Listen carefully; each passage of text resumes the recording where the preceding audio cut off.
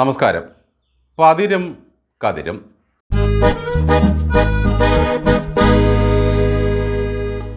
ഒരാൾ ബാർബർ ഷോപ്പിൽ മുടി വെട്ടിക്കൊണ്ടിരിക്കുമ്പോൾ ഒരാന പോകുന്നതിൻ്റെ ചങ്ങല ശബ്ദം കേട്ടു. ആനപ്രേമിയായ അയാൾ ബാർബറോട് ചോദിച്ചു, ഏതാ ആന? അപ്പോൾ ബാർബർ പറഞ്ഞു, ആ കറുത്തു തടിച്ച വലിയ ശരീരമുള്ള വെളുത്ത കൊമ്പുള്ള സാധനമില്ലേ, അതാണ് ആന.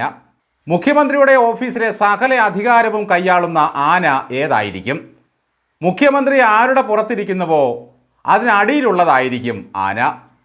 ആ എലഫൻ്റ് ശശി ആയിരിക്കുമോ അജ്ഞാതനായ ഏതെങ്കിലും ഐരാവതമായിരിക്കുമോ എന്ന കാര്യത്തിൽ മാത്രം ആർക്കും ഒരു വ്യക്തതയില്ല. ആനയെ തിരിച്ചറിഞ്ഞിട്ടില്ലെങ്കിലും ആനയുടെ ചിഹ്നം വിളിയും പിണ്ടവും ചൂരുമണവും ഗംഭീരമാണെന്ന് പറഞ്ഞ് നമ്മുടെ മരാമത്ത് മരുമകൻ രംഗത്തെത്തിക്കഴിഞ്ഞു.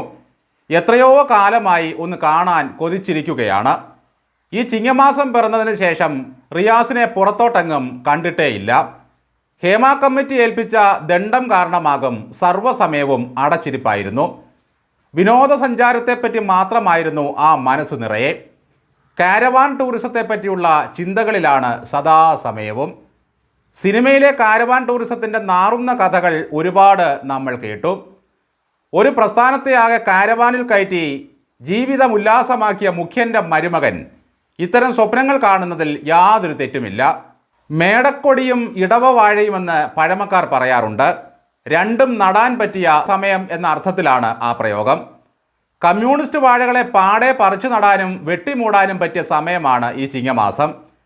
ഇടതുപക്ഷ സർക്കാർ വരുന്നതിന് മുമ്പ് എന്തായിരുന്നു കേരളത്തിലെ പോലീസിൻ്റെ അവസ്ഥ? ഇതാണ് റിയാസിൻ്റെ ചോദ്യം. 2016 LDF സർക്കാർ വന്നതിന് ശേഷമാണത്രേ പോലീസിന് ജനകീയ മുഖം ഉണ്ടായത്. അതിനു മുമ്പ് പോലീസിന് ആന, കരടി, കാട്ടുപോത്ത്, ഒട്ടകം എന്നിവയുടെ മുഖമായിരുന്നു. കാലിൽ നഖത്തിന് പകരം കുളമ്പായിരുന്നു. കീഴ്ത്താടി പിടിച്ചു നോക്കിയാൽ തിമിംഗലത്തിൻ്റെ കട്ടിയായിരുന്നു. എന്നാൽ ഇപ്പോൾ പോലീസിനെ ഒന്ന് കാണണം. കേരളത്തിലെ റോഡ് പോലെ എന്തൊരു മാറ്റമാണ് ഇന്നാട്ടിലെ പോലീസിനുണ്ടായിരിക്കുന്നത്. ഇംഗ്ലണ്ടിൽ നിന്ന് വന്ന കുട്ടികൾ പോലും നമ്മുടെ പോലീസിനെ കണ്ട് അത്ഭുതപ്പെടുകയാണ്. മുമ്പൊരു സ്ത്രീ പറഞ്ഞതുപോലെ ബ്ലൂട്ടീഷനൊന്നും ചെയ്യാതെ തന്നെ ഒരു മെനയൊക്കെ വന്നിട്ടുണ്ട്. അമ്മായി അച്ഛൻ്റെയും ഗോവിന്ദൻ മാഷിൻ്റെയും അതേ നിലപാടാണ് റിയാസിനും. തെറ്റാരു ചെയ്താലും വിട്ടുവീഴ്ചയില്ല. പിണറായി മാത്രമല്ല, മരുമകനും പുഴുവിനെ പറക്കും. പോലീസ് സേനയിലെ പുഴുക്കുത്തുകളുടെ അവസാനം കണ്ട് പൊത്തും ബോർഡും വൃത്തിയാക്കി മരോട്ടിയെണ്ണ പുരട്ടിയെ രണ്ടും പിന്മാറുകയുള്ളൂ.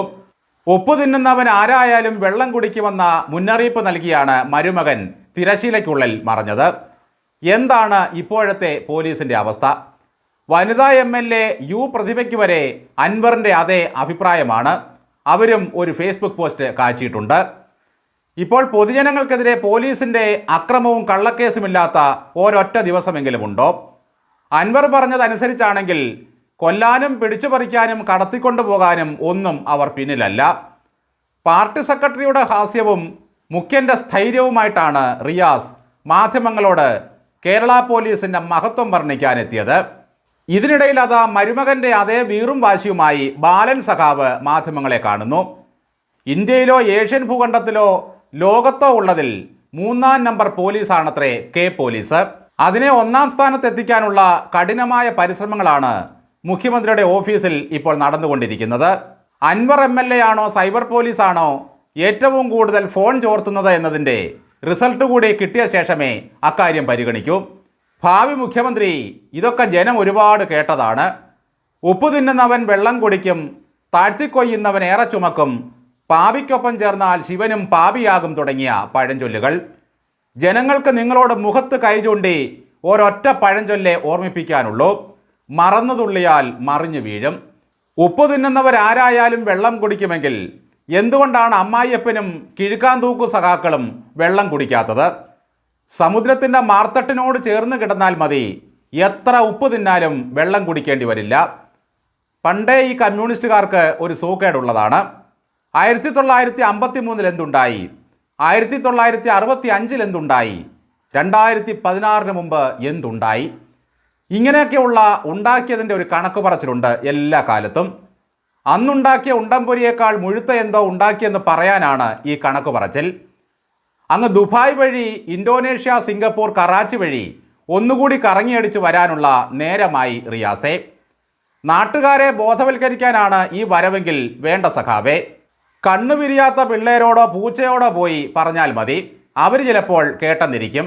പക്ഷേ കണ്ണു പിരിഞ്ഞാൽ ഓഷോ കഥയിലെ പൂച്ച പോലും ഇതൊന്നും വിശ്വസിക്കില്ല സഖാവേ. അതേ അവസ്ഥയിലായി ഇന്നത്തെ കമ്മ്യൂണിസത്തിൻ്റെ ഭാവി എന്ന് കരുതി നേതാക്കന്മാരുടെ ഭാവിക്ക് ഒരു തട്ടുകേടുമില്ല കേട്ടോ.